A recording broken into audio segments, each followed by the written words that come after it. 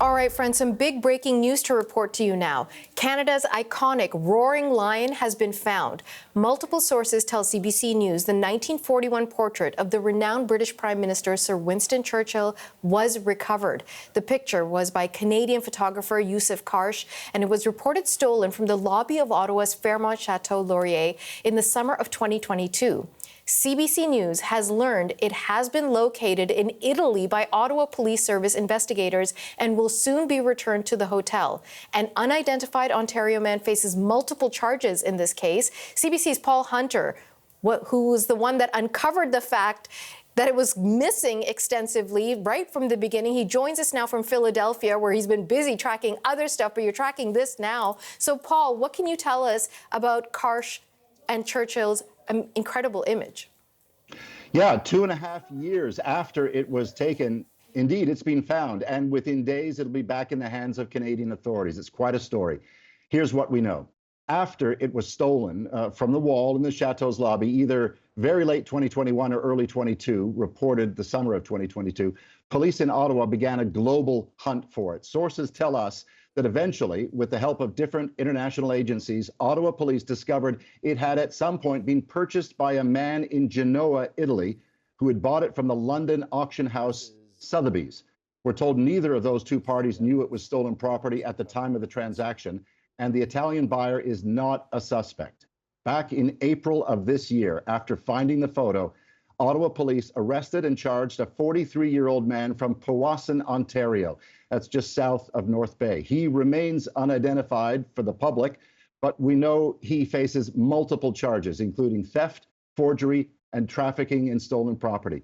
The Churchill photo, for the moment, is still in Italy. There are plans for a ceremony in Rome later this month, at which it will be formally handed over to Canadian authorities. Not long after that, it'll be back in its place on the wall at the Château Laurier, where it had hung proudly for so long until that theft. It's a happy ending after a complex and far-reaching investigation by Ottawa police.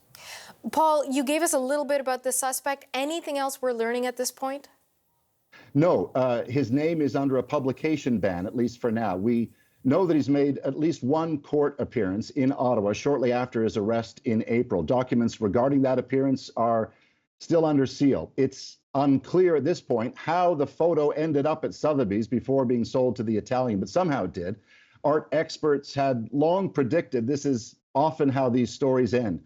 Whoever takes it eventually tries to sell it, often through an auction house, and someone notices. Again, details are still scarce on the specifics of how all of this played out, including how it was scurried out of the hotel in the first place. But this is clear. That iconic photo of Winston Churchill by Yousuf Karsh that hung on the wall at the Château, really one of the most famous photographic portraits on the planet, and unto itself a Canadian treasure. That photo is coming home to Canada. Ottawa police never gave up on this, and now payoff. Paul, but you never gave up on this. I feel like we're sort of hiding the fact that you are a key figure, an instrument in this story. I mean, when Brad Pitt has to play somebody in this movie, I mean, he's likely going to be playing you. Like, come on, give us the whole story here. The story, I happened to the photo means a lot to me and my family.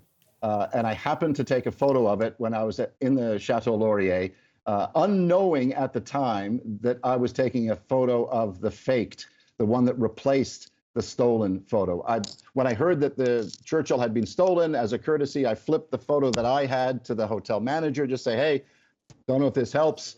Turns out I had the first photo of the fake on the wall. They had a photo taken 6 weeks earlier of the original. So what my photo did was it narrowed down the window of opportunity for the thief from many months down to 6 weeks. And I'm told it was a help in moving forward on this. You know, one likes to play, they think they play a little role in these things, so it was kind of a feel-good thing for me. Oh, come on, the modesty. I can't handle it. CBC's Paul Hunter covering the debate, international correspondent, crime sleuth, finding missing pictures in Italy. I love it. Paul Hunter in Philadelphia, thank you so much for bringing this story to us. My pleasure.